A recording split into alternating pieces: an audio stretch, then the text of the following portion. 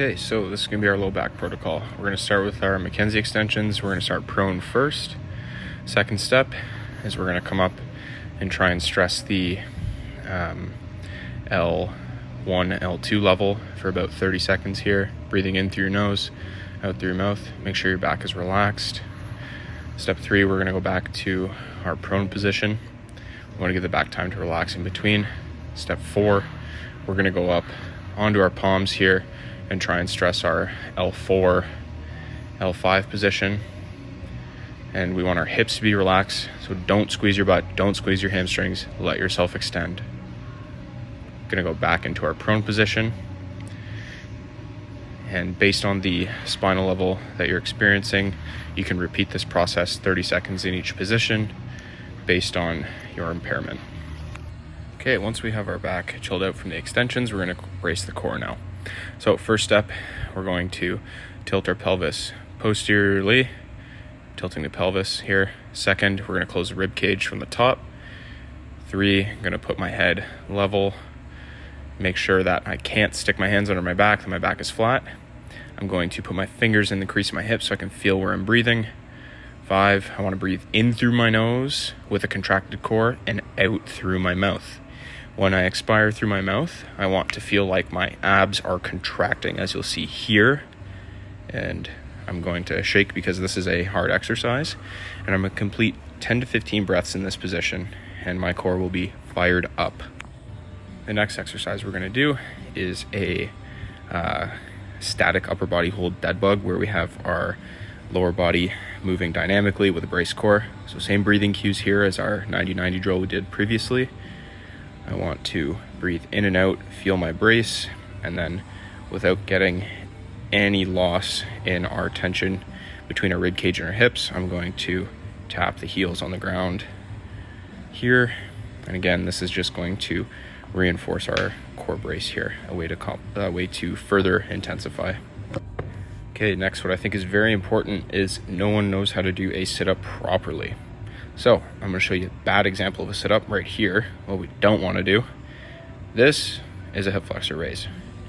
We're flexing the hip, we're not flexing the trunk. The rectus abdominis flexes the trunk. So I'm eccentrically stabilizing, flaring my rib cage at the top, and crunching. As you can see, I get much more trunk flexion here, which is how we're going to actually use our core. So this is a eccentric concentric exercise where we can further strengthen the core alongside our dead bug. Okay, moving on to our hip stability here. We're going to start with lateral hip stability. So we're going to grab a band. You're going to wrap it just about over top of your knees, and then we're going to lie side lying on the mat. We want to flex our hip to just about a seated position. I would say just about at 70 degrees. We're going to push our bottom knee into the pad as hard as we can, and our top knee is going to also abduct. We want to abduct and extend the hip forward. So I'm pushing my knee into the ground while I abduct and extend. And the bottom glute should be so fired up that it's on borderline cramping. You're going to get a ton of engagement here and learn how to use the lateral hip in congruency with the glute max. Our next exercise is just going to be a glute bridge.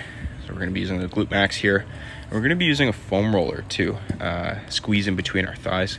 And we do this because we want the SI joint to be in relative internal rotation, or create a little bit of space so that the glutes can contract from a point of internal rotation, which can oftentimes allow people to engage and feel their glutes better, as we need to be able to do this when we're deadlifting, walking, jumping, sprinting. So we need to squeeze the foam roller with about a 3 out of 10. This will allow us to access that relative internal rotation. Okay, so these next two are kind of just going to be bonus exercises. So this is going to be a 2-part hip stretch and strengthen. So the first part is going to be a stretch.